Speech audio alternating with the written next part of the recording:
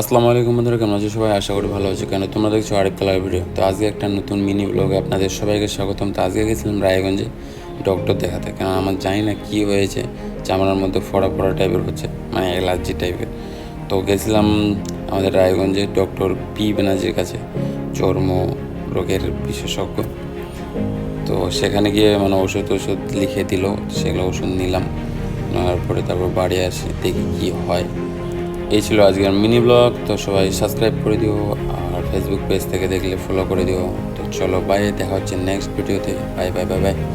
আমাদের এখানে মানে টিকটক না ইনস্টাগ্রাম রিলস চলছে, ঠিক আছে? তো দেখো কীভাবে রিলস বানানো হয়। তো আমি মানে স্টেশনে বসে বসে দেখছি, এন্টারটেনমেন্ট হচ্ছে। তো চলো একটু দেখো তোমরা। এই যে পাশে দাদা দিদি করা হচ্ছে, তারাও তোমাদের